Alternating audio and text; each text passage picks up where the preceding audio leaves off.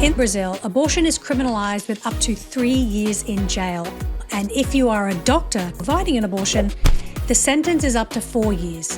This year, evangelical lawmakers have been working to advance a bill that, if passed, would treat the termination of a pregnancy after 22 weeks as homicide. Just months ago, back in June, demonstrators gathered in front of Brazil's National Congress to protest the bill. They came bearing green bandanas and banners. Since 1940, abortions are only legal in Brazilian cases of rape or risk to life. In 2012, a third but very limited exception in cases of fetal anencephaly was granted by the Supreme Court. The new bill was proposed by conservative lawmakers and is currently headed for a vote in the lower house. And as someone who grew up conservative evangelical, I can tell you they do not give up easily when they have a certain goal in mind. And they are organized.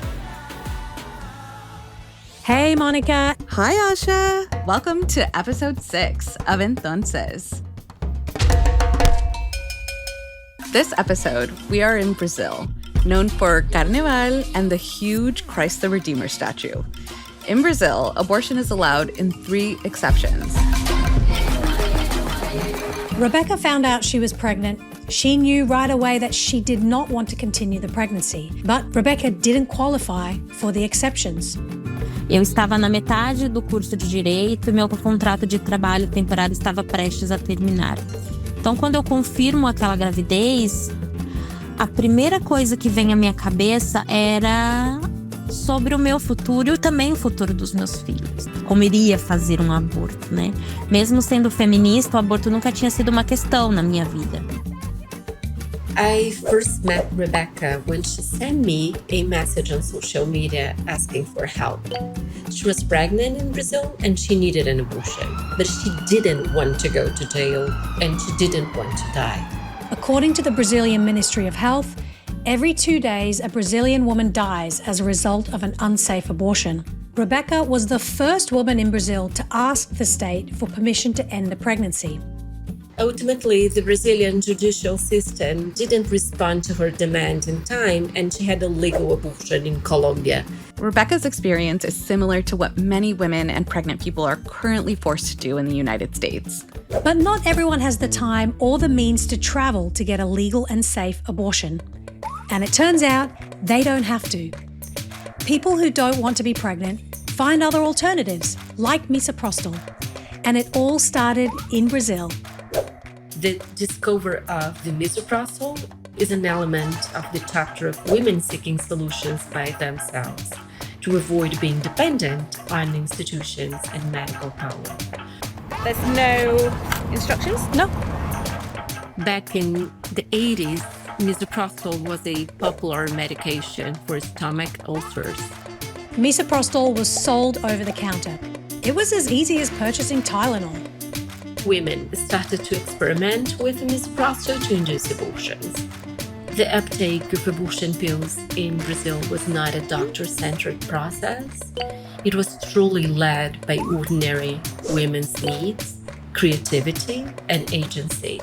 This discovery meant that women could self-manage their abortions by purchasing pills for off-label use at their nearest drugstore, instead of traveling miles and miles away. This defiance of outdated norms and medically unfounded policy led to the eventual rise of telemedicine, where pills are shipped directly to patients for self-management.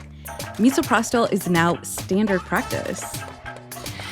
Before misoprostol, self-managed abortion was performed with extremely risky procedures, such as inserting sharp objects and hangers in the womb, drinking poison or a mixture of herbs. But it was always important to remember that the risky reality was common among poor Black and brown women. That's because there's this huge class gap in Brazil. This is something we've seen over and over again in each country's respective Green Wave movement. Rich Latinas, which often means white Latinas, they find ways to get reproductive care throughout Latin America. There's even a saying for it: las mujeres ricas abortan, las pobres se mueren. And the intersection of race, class, and gender creates a compounded disadvantage for Afro-Brazilian women when it comes to accessing safe and legal abortion services and when they face criminalization.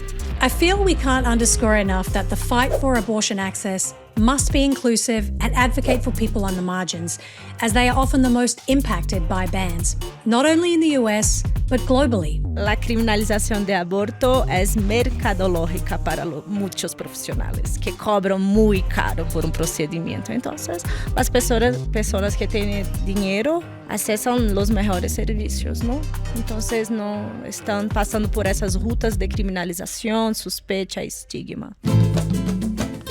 The telemedicine has been essential to guarantee the access. We are seeing in countries where abortion pills are available, the reduce of maternal death. So we are seeing the impact and the good lessons that the abortion pills is giving us, and how this is a way to provide reproductive autonomy that is a safe and very easy procedure.